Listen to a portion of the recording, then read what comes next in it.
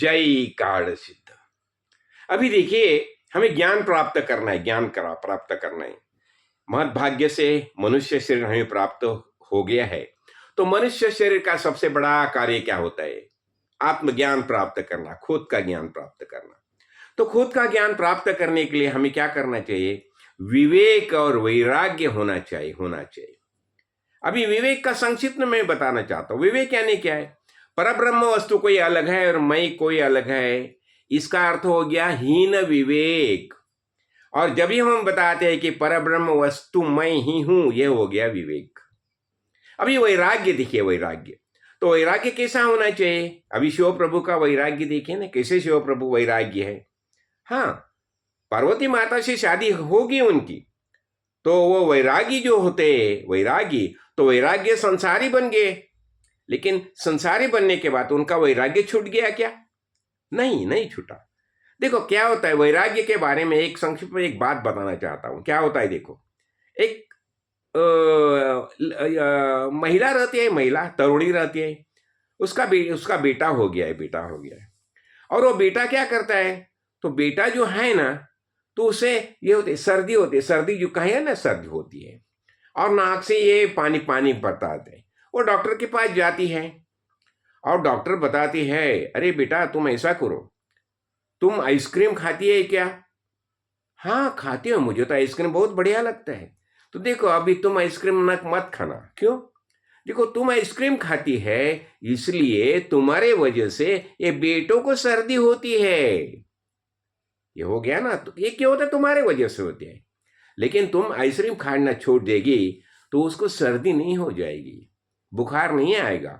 तो देखो अभी क्या हो गया? अच्छा हाँ ठीक है, ये बात बराबर है। तो अभी क्या हो गया? अभी उसने निर्णय लिया कि अभी मैं आइसक्रीम नहीं खाऊंगी। ये कैसा हो गया? ये अभी प्रेम से हो गया, बेटी के बारे में प्रेम।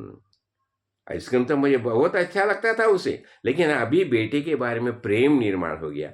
तो प्रेम के कारण आइसक्रीम खाना ने छोड़ दिया।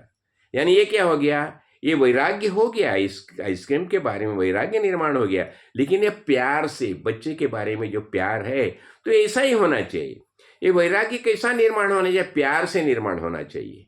नहीं तो यहाँ कुछ पटक दिया, वहाँ कुछ पटक दिया, और ऐसा ऐसा होने के बाद जो वैराग्य, ऐसा वैराग्य नहीं चाहिए। वैराग्य में प्यार होना चाहिए। शिव जी का वैराग्य देखिए, उन्होंने भी संसार किया, उन्हें भी बिटिया होगी, 2 बेटे होगी, तो भी वो वैरागी कहला जाते हैं ना। यानी क्या है?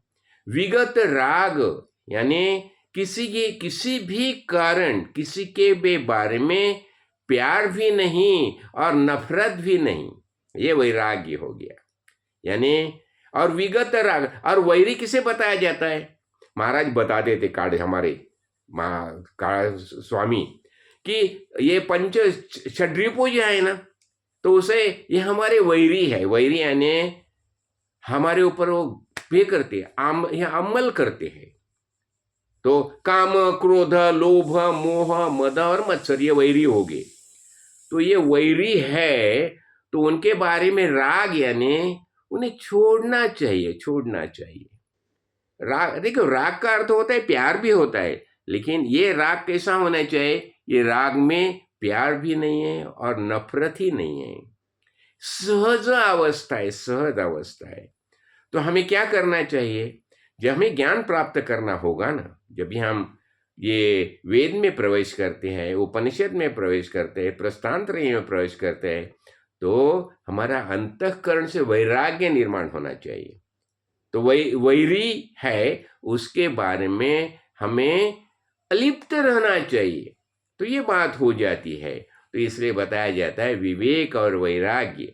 और जब भी ये विवेक और वैराग्य हमें निर्माण होता है, तो देखो ये विवेक वैराग्य बहुत बड़ी बात है। ये पंख है, पंख, समझा ना?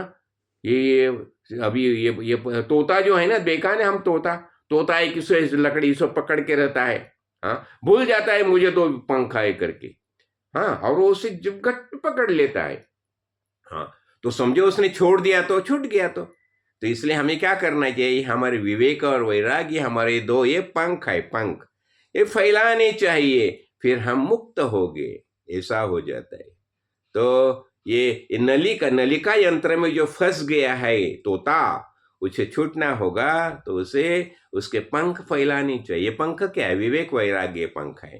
तो ये पंख फैला के हमें उससे बाहर आना चाहिए। इसलिए ये प्यार से, देखो वैराग्य है लेकिन वैराग्य में प्यार होना चाहिए, प्यार से वैराग्य निर्माण होना चाहिए। यही हमारे काड़ सिद्धेश्वर स्वामी बताते थे। जय काड़ सिद्ध, जय काड़